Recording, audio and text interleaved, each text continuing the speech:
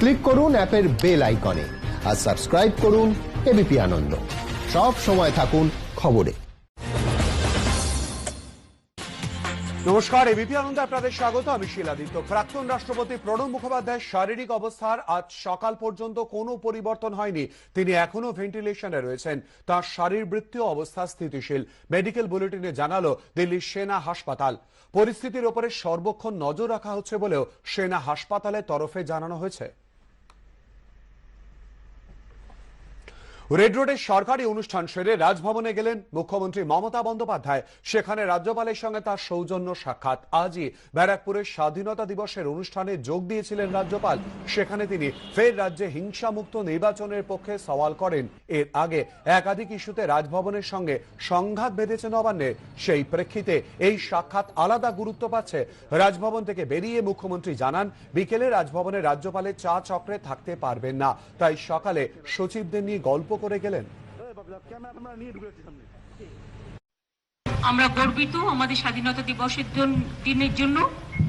এই দিনটা এবং প্রজাতন্ত্র দিবস, এই দুটো দিন আমাদের সকলের কাছে অত্যন্ত প্রিয়, পবিত্র এবং গৌরবের দিন। সারা দেশবাসীকে আমরা আমাদের সারে জাহাঁ সে আচ্ছা হিন্দুস্তান হামারা জানাচ্ছি। রাজ্যপালের এখানে বিকেলে একটা চায়ের প্রোগ্রাম হয়, আপনারা জানেন। বিকেলেরটা আমরা আসতে পারবো না বলে প্যারেডের পরে আমরা নিজেরাই চলে এসেছিলাম উইদাউট অ্যাপয়েন্টমেন্ট। আমি, আমার সাথে chief secretary Rajiv Sinha, Alapan Bandyopadhyay home secretary, Kolkata police commissioner Anuj Sharma এবং ডিজি বীরেন্দর, আমরা এই 5 জন মিলে রাজ্যপালের সাথে অনেকক্ষণ আড্ডা মেরে গেলাম আর স্বাধীনতা দিবসের শুভেচ্ছা জানিয়ে গেলাম। এই পর্যন্ত। সকলে ভালো থাকবেন, সুস্থ থাকবেন, সুন্দর থাকবেন। এলওসি থেকে এলএসি ভারতের দিকে যে চোখ তুলেছে সে জবাব পেয়েছে। স্বাধীনতা দিবসে লাল কেল্লায় দাঁড়িয়ে ফের বেজিংকে হুঁশিয়ারি মোদীর। চীনের নাম নিলেন না কেন? আক্রমণ কংগ্রেসের। एलओसी से लेकर एलएसी तक जिस किसी ने आंख उठाई, हमारे वीर जवानों ने उसका उसी की भाषा में जवाब दिया। নাম নিলেন না, তবে ৭৪তম স্বাধীনতা দিবসে লালকেল্লায় দাঁড়িয়ে চীনকে হুঙ্কার দিতেও ছাড়লেন না নরেন্দ্র মোদী। আর এখানে বিরোধীদের প্রশ্ন, গালওয়ানে লাল ফৌজের সঙ্গে সংঘর্ষে 20 জন ভারতীয় জওয়ানের শহীদ হওয়ার পর 2 মাস কেটে গেল, কিন্তু একবারও চীনের নাম মুখে তোলার সাহস কেন দেখাতে পারলেন না মোদী? आज जब चीन हमारी भारत की सरजमी पर अतिक्रमण किए हुए है, वो दुस्साहस करता है, तो चीन को पीछे धकेलना कैसे है, भारत माँ की रक्षा कैसे करनी है। आजादी के इस दिवस पर, इस पर्व पर हर भारतवासी को ये भी सोचना होगा और सरकार से जवाबदेही मांगनी होगी। यही सच्ची आजादी का प्रतिबिंब और प्रतीक है। ঠিক 2 মাস আগে 15 জুন লাদাখে লাল ফৌজের অতর্কিত হামলার যোগ্য জবাব দেয় ভারতীয় সেনা। হিম শীতল আবহাওয়ার মধ্যে দুর্ধর্ষ লড়াই করে চীনা সেনাকে ধরাশায়ী করে তারা। भारत की संप्रभुता की रक्षा के लिए पूरा देश एक जोश से भरा हुआ है।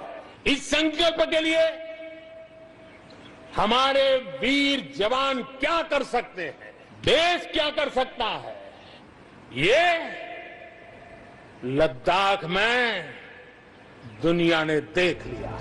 পাল্টা বিরোধীদের বক্তব্য, ভারতীয় সেনার বীরত্বকে কুর্নিশ।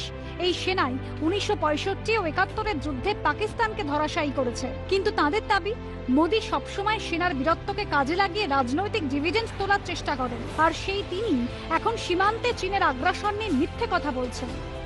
Why should he name China when he's not telling the truth? When he comes to telling the truth, he will name China. সীমান্তে যে পরিস্থিতি মোটেও স্বাভাবিক নয় তার ইঙ্গিত মিলেছে চীনে নিযুক্ত ভারতীয় রাষ্ট্রদূতের বক্তব্য থেকেও। বেজিং এর স্বাধীনতা দিবস উদযাপনে অনুষ্ঠানে অত্যন্ত উদ্বেগের সুরে তিনি বলেছেন, আপনারা রাষ্ট্রপতির ভাষণে শুনেছেন 2020 ভারতের কাছে এক অস্বাভাবিক বছর। একদিকে করোনা, অন্যদিকে সীমান্তে আগ্রাসন। আমাদের জোড়া চ্যালেঞ্জের মোকাবিলা করতে হচ্ছে। আমরা স্বাধীনতা সংগ্রামের সময়ে যে ধরনের পরিস্থিতির মুখোমুখি হয়েছিলাম, এখনকার পরিস্থিতি তার চেয়ে বিশেষ আলাদা নয়। লালকেল্লার ভাষণে চীনের পাশাপাশি পাকিস্তানকে কড়া বার্তা দেন प्रधानमंत्री। देश की संप्रभुता पर जिस किसी ने आंख उठाई, देश की सेना ने, हमारे वीर जवानों ने उसका उसी की भाषा में जवाब दिया।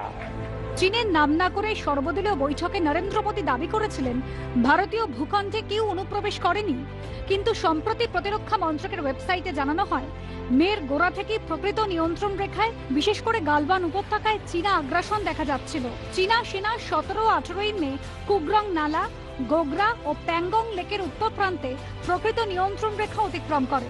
বিষয়টি জানাজানি হতেই মন্ত্রকের সাইট থেকে হঠাৎই উধাও হয়ে যায় সেই নথি। এরপরেই সীমান্তে চীনের আগ্রাসন সম্পর্কে প্রকৃত তথ্য দেশবাসীর সামনে তুলে ধরতে কেন্দ্রকে চেপে ধরে বিরোধীরা। আর 15ই আগস্ট স্বাধীনতা দিবসের অনুষ্ঠান থেকে নাম না করে সেই চীনকেই বার্তা দিলেন প্রধানমন্ত্রী। এবিপি আনন্দ। স্বাধীনতা দিবসে কেন্দ্রকে নিশানা সোনিয়া গান্ধী। 74 বছরে আমাদের গণতান্ত্রিক মূল্যবোধ পরীক্ষিত। এখন যা চলছে সেটা প্রতিষ্ঠিত রীতির পরিপন্থী। এটা ভারতীয় গণতন্ত্রের জন্য একটা পরীক্ষা। দেশের কি আজ ভিন্ন মত পোষণের স্বাধীনতা আছে? কিছু লেখার, কিছু বলার, প্রশ্ন করার কি স্বাধীনতা আছে? গণতন্ত্র অক্ষুণ্ণ রাখা দায়িত্বশীল বিরোধীর কর্তব্য।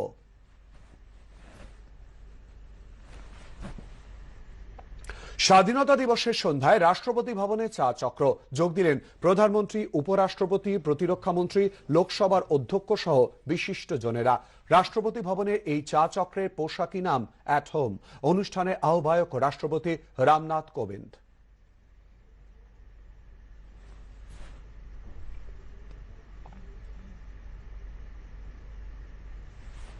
নজর রাখছি পরের খবরে। দুর্ঘটনায় মৃত্যু কলকাতার জোড়াবাগান ট্রাফিক গার্ডের এএসআই এর। গতকাল দুর্ঘটনাটি ঘটে হুগলির চণ্ডীতলায়। সাহায্য করেনি স্থানীয় পুলিশ। রাস্তায় দীর্ঘক্ষণ পড়ে থেকে মৃত্যু। অভিযোগ মৃতের পরিবারে। চণ্ডীতলা থানার সূত্রে অভিযোগ অস্বীকার। আরও একটি মৃত্যু, আরও একবার অমানবিকতার অভিযোগ। দুর্ঘটনায় গুরুতর আহত এক পুলিশ কর্মী দীর্ঘক্ষণ রাস্তায় পড়ে থাকলেও স্থানীয় পুলিশ সাহায্য করতে এগিয়ে আসেনি বলে চাঞ্চল্যকর অভিযোগ উঠল। আরজিকর মেডিকেল কলেজ হাসপাতালে আনা হলে আহত পুলিশ কর্মীকে মৃত ঘোষণা করেন চিকিৎসকরা। দুর্ঘটনাটি ঘটে শুক্রবার বিকেল 5টা নাগাদ হুগলির চণ্ডীতলা থানা এলাকার জয়কৃষ্ণপুরে 2 নম্বর জাতীয় সড়কের উপর। জায়গাটি জনবিরল, রাস্তা খানাখন্দে ভরা। পুলিশ সূত্রে খবর, জোড়াবাগান ট্রাফিক গার্ডের অ্যাসিস্ট্যান্ট সাব ইন্সপেক্টর সুকেশ রায় ব্যক্তিগত কাজে শুক্রবার হুগলির চণ্ডীতলায় গিয়েছিলেন। সেখান থেকে মোটর বাইকে ফেরার পথে তিনি দুর্ঘটনায় পড়েন। মৃতের পরিবারের অভিযোগ, ফেরার পথে বিকেল 5টা নাগাদ এএসআই এর মোটর বাইকে পিছন থেকে ধাক্কা মারে একটি গাড়ি। গুরুতর আহত অবস্থায় ওই এএসআই প্রায় 2.5 ঘন্টা রাস্তায় পড়েছিলেন। 7:30টার সময় খবর পেয়ে বাড়ির লোক বেলঘরিয়া থেকে চণ্ডীতলায় গিয়ে তাকে নার্সিংহোমে নিয়ে যান। এরপর আহত পুলিশ কর্মীকে নিয়ে আসা হয় সাগর দত্ত মেডিকেল কলেজ হাসপাতালে। সেখান থেকে রাত 9টা নাগাদ আরজিকর মেডিকেল কলেজ হাসপাতালে। সেখানে তাকে মৃত ঘোষণা করেন চিকিৎসকরা। আমাদের বাড়িতে ফোন এসছে 5টা, এই 5:10 এরকম হবে। এসে বলছে, ভাই তুই তাড়াতাড়ি, আর একটা অ্যাক্সিডেন্ট হচ্ছে। ওখানে গেল, দাদা তুমি কোথায়? খালি ফোন করছে, ও তো রাস্তায় পড়ে রয়েছে। ও হাউ হাউ করে কাঁদছে, একটু ধরুন না, একটু ধরুন, আর প্রাণ আছে, ওকে একটু গাড়িতে তুলুন, এরকম করে চিল্লাচ্ছে।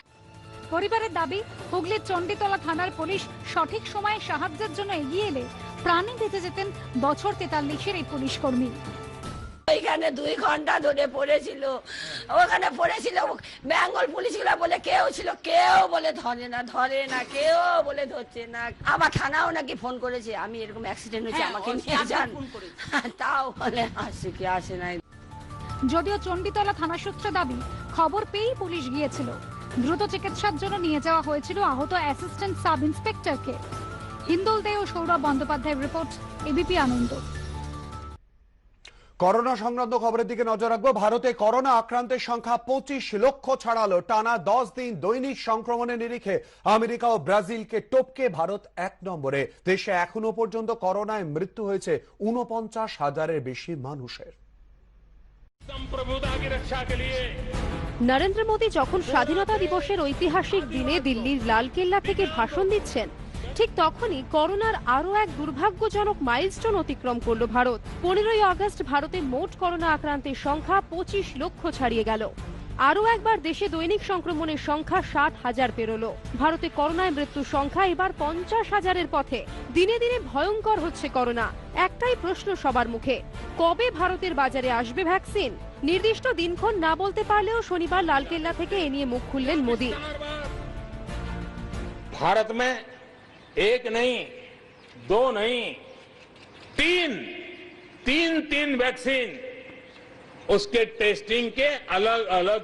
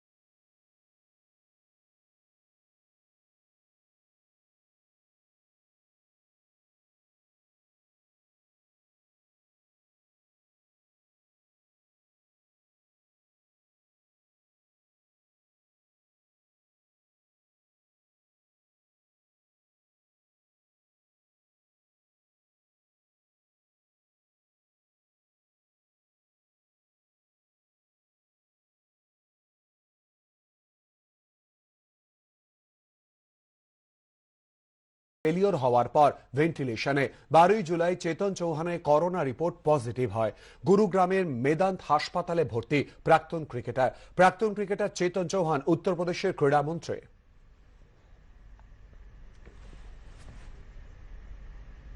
করোনা আবহের মধ্যেই কলকাতা জুড়ে পালিত হল ৭৪তম স্বাধীনতা দিবস। রেড রোডের পাশাপাশি নবান্ন, কলকাতা হাইকোর্ট, জিপিও, দক্ষিণ পূর্ব রেলের সদর দফতর বিভিন্ন জায়গায় উদযাপিত হল দিনটি। স্বাধীনতার ৭৪ বছর সকালে রেড রোডে জাতীয় পতাকা উত্তোলন করেন মুখ্যমন্ত্রী। তার আগে পুলিশ মেমোরিয়ালে শ্রদ্ধা জানান তিনি।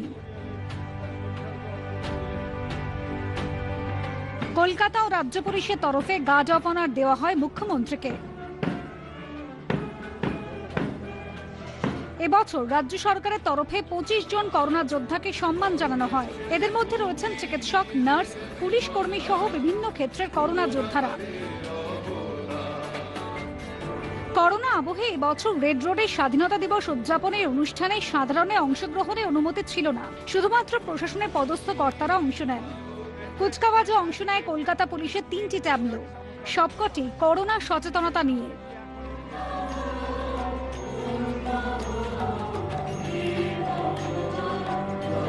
লড়ছে পুলিশ সামনে থেকে করোনা জয়ের শপথ রেখে লিখে পশ্চিমবঙ্গ পুলিশ এবং এমএসএমই দপ্তরের মাস্ক বিতরণের উদ্যোগ হিসেবে রাজ্য পুলিশের এই ট্যাবলোটি।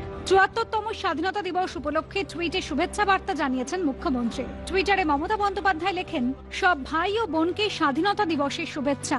যারা দেশকে স্বাধীন করার জন্য জীবন বলিদান দিয়েছেন তাদের প্রণাম। কঠিন সংগ্রামের মধ্য দিয়ে দেশের স্বাধীনতা অর্জিত হয়েছে।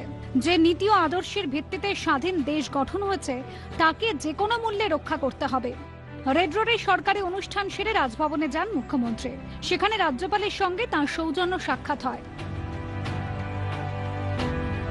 রাজ্যপালের এখানে বিকেলে একটা চায়ের প্রোগ্রাম হয়, আপনারা জানেন। বিকেলেরটা আমরা আসতে পারবো না বলে প্যারেডের পরে আমরা নিজেরাই চলে এসেছিলাম উইদাউট অ্যাপয়েন্টমেন্ট।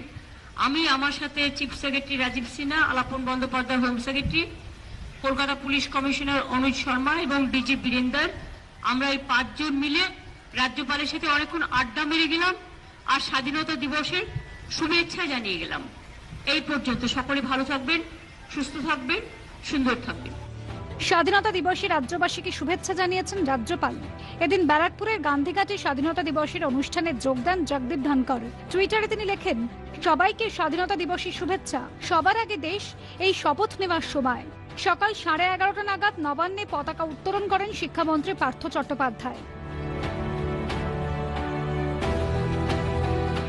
কলকাতা হাইকোর্টেও উদযাপন করা হয় ৭৪তম স্বাধীনতা দিবস। পতাকা উত্তোলন করেন প্রধান বিচারপতি টিভি রাধাকৃষ্ণন। দক্ষিণ পূর্ব রেলের সদর দপ্তর গার্ডেন ব্রিজে জাতীয় পতাকা উত্তোলন করেন দক্ষিণ পূর্ব রেলের জেনারেল ম্যানেজার। ডালহৌসিতে জিপিও সদর দপ্তরে পতাকা উত্তোলন করেন ওয়েস্ট বেঙ্গল সার্কেলের চিফ পোস্টমাস্টার জেনারেল। এবছর করোনা যোদ্ধাদের সম্মান জানিয়ে বিশেষ স্ট্যাম্প দেওয়া খাম প্রকাশ করে পোস্ট অফিস। এবিপি আনন্দ।